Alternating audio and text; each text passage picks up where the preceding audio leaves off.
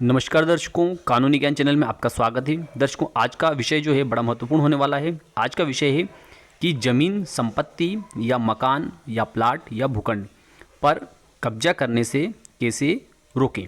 तो देखिए दर्शकों, किसी भी व्यक्ति के नाम पर यदि कोई मकान है, दुकान है, ज़मीन है या कोई खेत है या कोई प्लाट पड़ा हुआ है और उस पर यदि किसी व्यक्ति के द्वारा जबरन कब्जा करने का प्रयास किया जाता है, तो ऐसी स्थिति में उस मकान स्वामी या ज़मीन के स्वामी को या भूमि स्वामी को क्या अधिकार है कि वह उस व्यक्ति को कब्जा करने से रोक सकता है।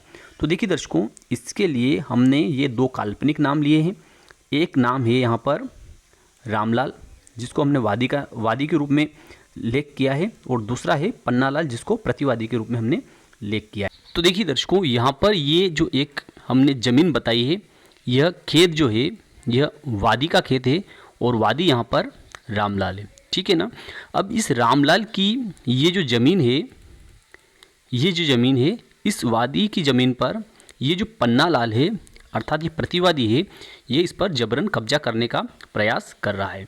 इसको हम ज़मीन भी मान सकते हैं, इसको प्लाट भी मान सकते हैं, इसको मकान भी मान सकते हैं, या इसको जो भवन भी हम मान सकते हैं।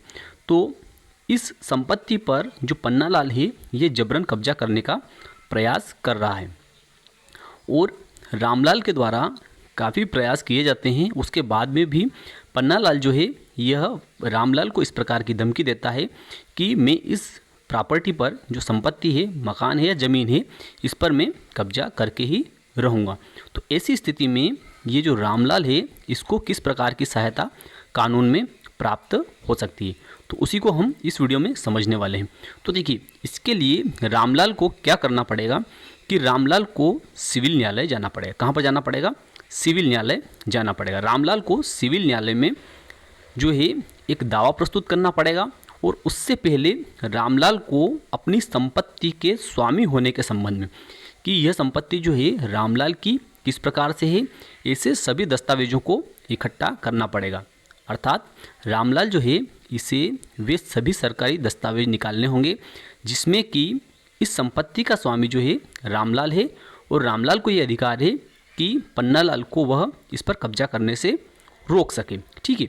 तो अब रामलाल जो है इस संपत्ति के संबंध में सभी सरकारी दस्तावेज निकालेगा और उन दस्तावेज के आधार पर माननीय सिविल न्यायालय के समक्ष दावा प्रस्तुत करेगा।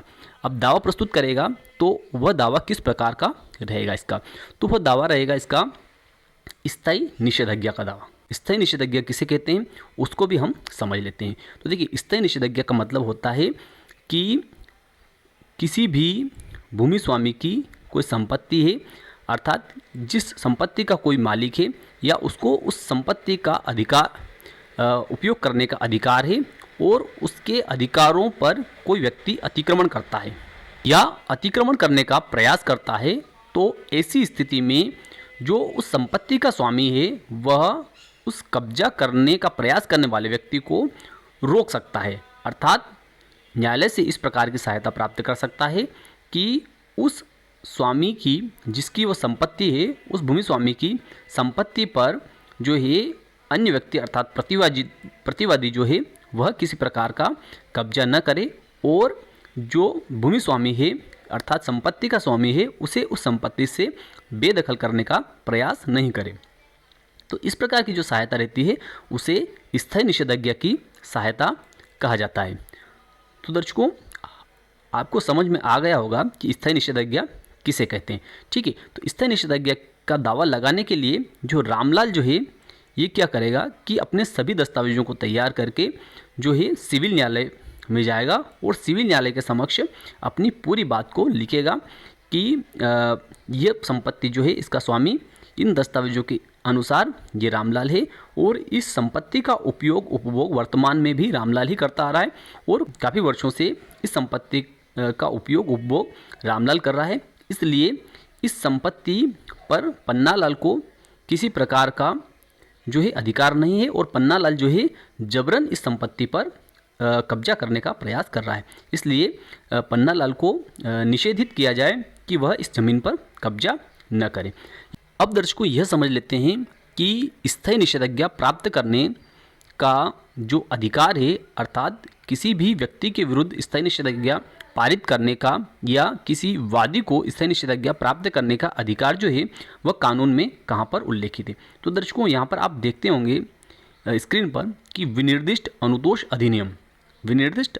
अधिनियम की धारा 36 जो है उसके अंतर्गत स्थायी निषेधाज्ञा का दावा प्रस्तुत किया जा सकता है और किसी भी भूमि स्वामी या संपत्ति के स्वामी को अपनी संपत्ति की सुरक्षा करने का अधिकार प्राप्त है। तो देखिए दर्शकों, न्यायालय में फैसला होने में काफ़ी समय लग जाता है और होता क्या है कि जब जैसे ये स्थायी निषेधाज्ञा के लिए वादी रामलाल दावा पेश करेगा तो इसका सूचना पत्र जो है पन्नालाल को भेजा जाएगा और पन्नालाल उसमें जवाब प्रस्तुत करेगा और जवाब प्रस्तुत करने के बाद में ही जो है न्यायालय किसी निष्कर्ष पर पहुंच पाएगा और उसके बाद में वादी रामलाल की ओर से साक्ष्य होगी, फिर प्रतिवादी पन्नालाल की ओर से साक्ष्य होगी, उसके बाद में ही न्यायालय के द्वारा इसमें निर्णय पारित किया जाएगा। लेकिन दर्शकों, तब तक ऐसा न हो कि ये जो वादी रामलाल की जो ज़मीन है इस पर पन्नालाल कब्जा कर ले।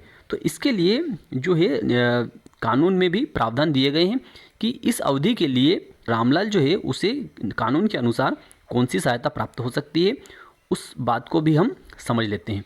तो देखिए, अब रामलाल जो है ये क्या कर सकता है कि दावे का निराकरण हो उससे पहले या दावे के निराकरण तक ये पन्नालाल जो है यह इस संपत्ति पर किसी प्रकार का कब्जा न करे और रामलाल को इस संपत्ति के उपयोग उपभोग से वंचित न करे।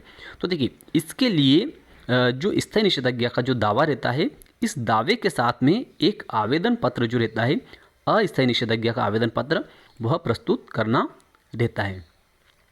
अब अस्थायी निषेधाज्ञा का जो आवेदन पत्र रहता है वह कौन सी धारा के अंतर्गत आता है या इस प्रकार का अनुतोष या सहायता प्राप्त करने का अधिकार कानून में कहाँ पर दिया गया है। तो देखिए दर्शकों, विनिर्दिष्ट अनुतोष अधिनियम की धारा 37 जो है वह यह कहती है कि किसी भी भूमि स्वामी को या किसी भी व्यक्ति को जिसको कि किसी संपत्ति का अधिकार प्राप्त करने का राइट्स है और उसको यदि किसी व्यक्ति के द्वारा वंचित किया जाता है तो ऐसी स्थिति में दावे का जो निराकरण होता है, यह न्यायालय को ऐसा प्रतीत होता है कि जो दावा पेश किया है उस दावे के निराकरण तक यदि प्रतिवादी जो है उसको रोका नहीं गया तो वह इस संपत्ति पर कब्जा कर लेगा या वादी जो है उसको इस संपत्ति से बेदखल कर देगा। ऐसी स्थिति में जो है वादी का ये स्थायी निषेधाज्ञा का जो दावा प्रस्तुत करने का उद्देश्य है वही विफल हो जाएगा। तो ऐसी स्थिति में न्यायालय जो है वह धारा 37 के तहत अस्थायी निषेधाज्ञा का आवेदन पत्र जो है अस्थायी निषेधाज्ञा का आवेदन पत्र मंजूर कर इस प्रतिवादी को इस संपत्ति पर आने से रोक सकती है न्यायालय।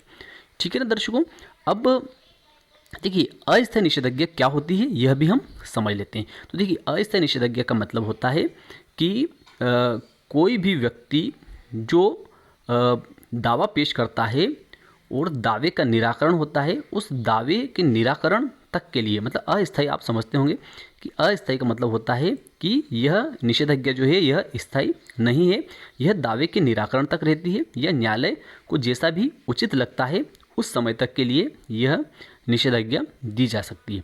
तो दर्शकों, आपको समझ में आ ही गया होगा कि यदि आपकी संपत्ति पर कोई अन्य व्यक्ति कब्जा करना चाहता है या कब्जा करने का प्रयास करता है तो उस व्यक्ति को किस प्रकार से रोका जा सकता है। तो मैं विश्वास रखता हूं कि आज का वीडियो आपको अच्छा लगा होगा। अच्छा लगा हो तो आप इस वीडियो को लाइक कर दीजिए, अधिक से अधिक लोगों तक इसको शेयर कर दीजिए। फिर मिलते हैं अगले वीडियो में, तब तक के लिए जय हिंद, जय भारत।